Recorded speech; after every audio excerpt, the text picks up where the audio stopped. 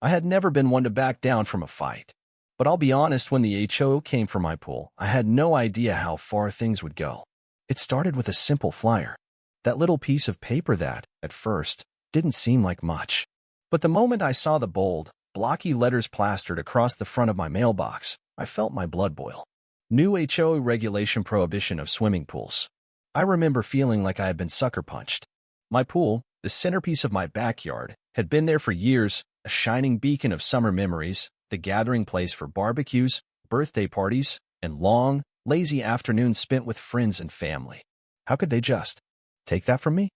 I stood there, staring at the flyer like it was some kind of twisted joke, the words blurring in my voice. Swimming pools are unsightly and disruptive to neighborhood harmony, it said. Homeowners are required to remove their pools within 30 days or face fines. I could hardly believe what I was reading. The nerve of these people. They didn't just want to stop new pools from going up, they wanted to take away something that had been a part of my life for years. A part of my joy. A part of my family's identity. And who was behind all of this? None other than Karen. Yeah, saw Karen. The HOA president who, for whatever reason, had decided that my perfectly maintained, perfectly picturesque pool was the root of all evil in the neighborhood. Karen, who had made it her mission to restore harmony in our suburban paradise by imposing her vision of what was acceptable onto everyone else. My pool wasn't just a pool, it was a statement. It was an oasis in the middle of a world of cookie-cutter houses and beige lawns. It brought people together. But to Karen, it was a blight. I was furious. How could they do this to me? How could they just waltz in, wave a piece of paper around, and tell me I had to destroy something that was, quite frankly, the heart of my summer? But then, an idea hit me. A ridiculous, glorious idea. And for once, I wasn't going to let Karen have the last word. If she wanted my pool gone, well, I just have to think bigger, much bigger. The idea started as a joke. But as soon as it was out of my mouth, I knew I had to make it happen. A moat. Yes, you heard me right. A moat. A massive, medieval-style water feature surrounding my entire property. I'd take their aesthetic rules and turn them into a spectacle. And I wasn't going to stop there. I'd make it so over the top that it would send a clear message. The HOA wanted to take my pool. Fine. I'd give them a moat. A moat they'd never forget. The next morning, fueled by an absurd amount of caffeine and a newfound sense of purpose, I picked up the phone. I needed help. That's when I found Bob. Bob was the kind of guy who wasn't fazed by anything. A burly man with a perpetual smirk, he listened to my plan with a raised eyebrow and then, without missing a beat, said, "So, you want a trench? A big one?" I laughed. "Bigger," I said. "Think medieval. Think defensive." Bob's grin widened. "I like your style," he chuckled. "When do we start?" Construction began the very next week. The excavator rolled onto my property, and as the massive machine started tearing up my lawn, I couldn't help but smile. My neighbors, of course, were watching from across the street, their expressions a mixture of confusion and concern. Even Karen, who occasionally drove by in her shiny SUV, seemed puzzled. "What's he doing now?" I overheard her mutter to someone, presumably another HOA board member. "Some kind of landscaping project. Looks like a Zen garden," the other person replied sarcastically. "A Zen garden?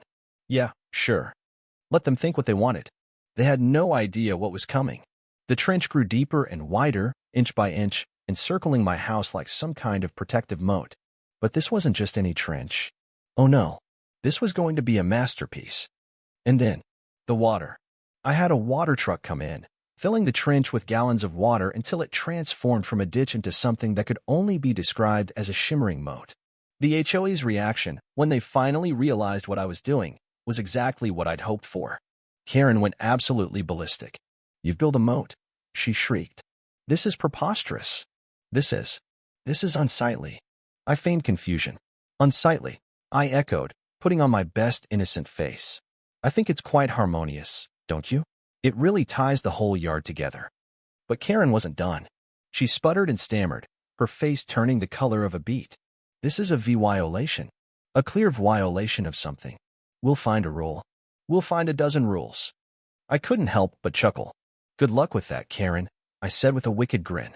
"Because as far as I'm concerned, this is just a very large, very decorative natural water feature."